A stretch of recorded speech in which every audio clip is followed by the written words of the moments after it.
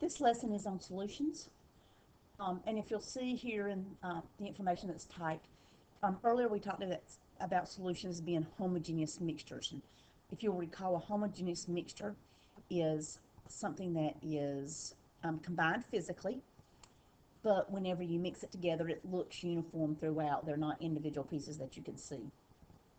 A solution is also made of two parts, a solute and a solvent. The definition of a solute is a substance that gets dissolved or the one that is present in the lesser amount. The definition of a solvent is the substance that dissolves the solute, or you could add the one that is present in the greater amount. Let me give you an example. You're familiar with salt water.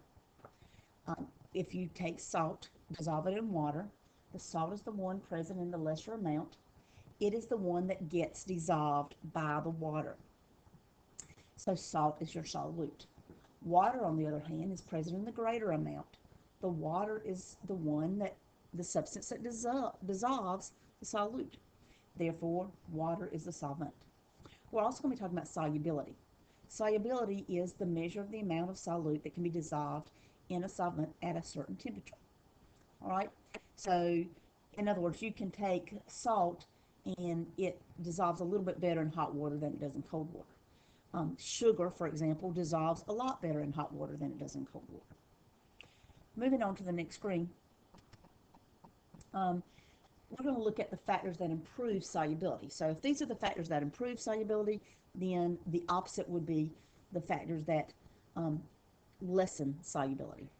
So to improve solubility, we're going to, if we're talking about solids and liquids, and when I mean that, I mean solids and liquids dissolving as the solute, dissolving in something else.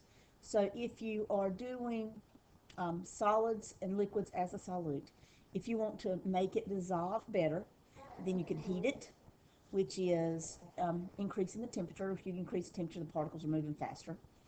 You could crush it. Crushing it will cause it to increase surface area. And you could stir it up or increase the number of collisions. Let me give you an example.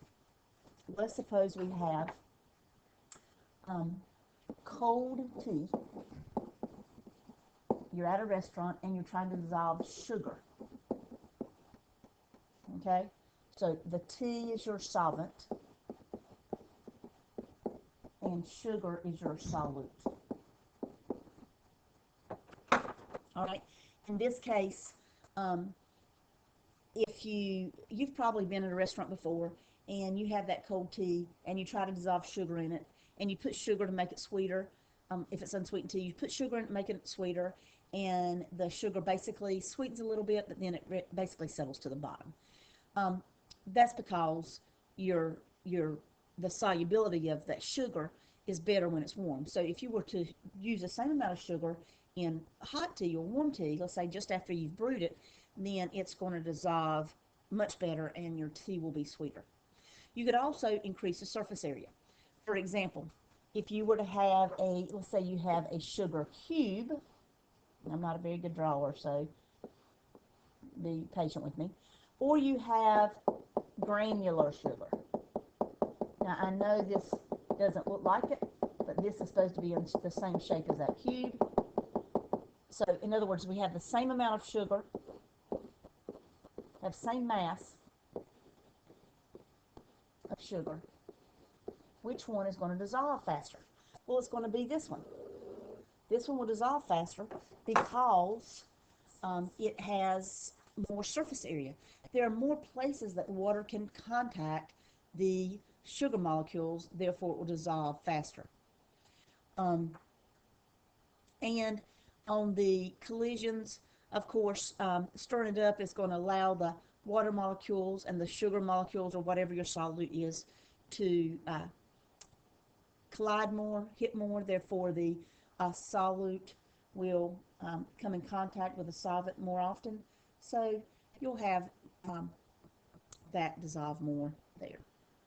Okay?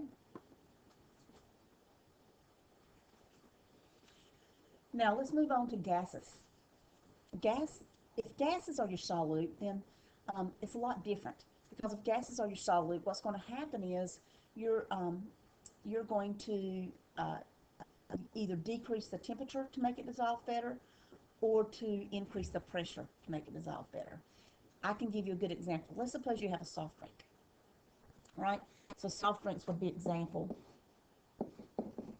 And this could be, we'll just use carbonated water for right now, but it could be any soft drink. Soft drinks are an example of gases. Matter of fact, carbon dioxide dissolves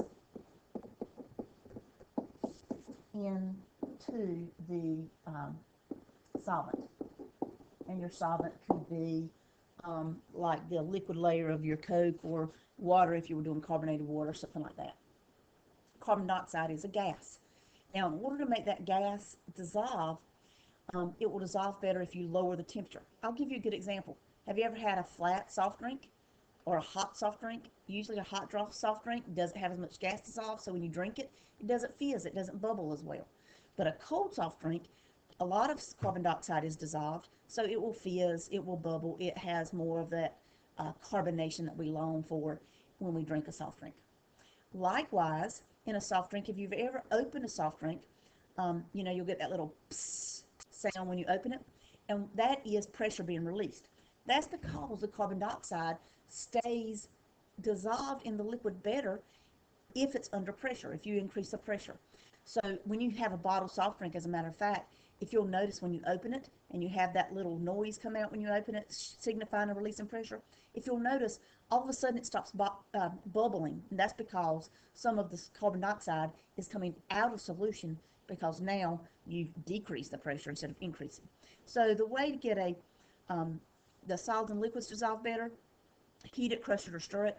The way to get gases dissolve better in a liquid is to decrease the temperature, make it colder, and increase the pressure. There's one other thing that I want to mention here, and that is saturated solutions, unsaturated solutions, and supersaturated solutions. A saturated solution is a solution that contains as much solvent,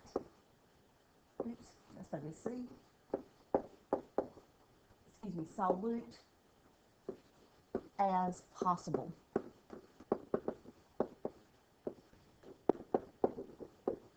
At that temperature. Now I want to make sure you understand. That means that if I have salt water, I've added as much salt as can dissolve. If I add any more salt, it won't dissolve. It'll just sink down to the bottom. Unsaturated solution is the opposite. It does not contain the maximum.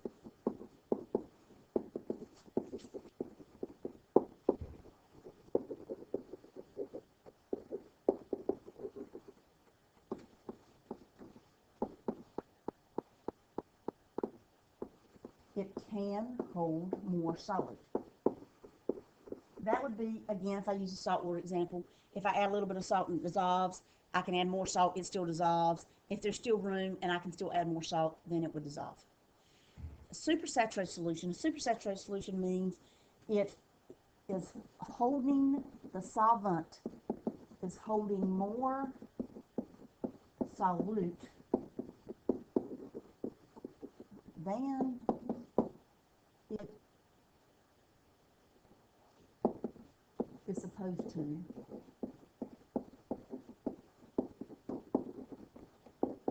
at that temperature. I'll give you an example of this. If you take a solvent, a solute, and you put it in a hot solvent, and you dissolve a lot of it in that hot solvent, and then you take that solution now off heat, and you cool it down slowly. What will happen a lot of times is that because it's cooling down and it's not being disturbed, that all of that solute will stay in solution. That's called a supersaturated solution because as it cools down, it's not supposed to be holding that much solute. And so you'll see this situation sometimes when you have those little hot pads that it looks like there's a solution in there, and then if you agitate it, there might be a disc in there or something like that, agitate it, and then all of a sudden it almost instantly changes to a solid. And what's happened in that case is that it was a supersaturated solution, the disruption caused the solute to come out of solution, and there's so much solute that it actually looks solid. I have a demonstration of that we'll do in class, um, uh, if we have time and if I remember to bring it.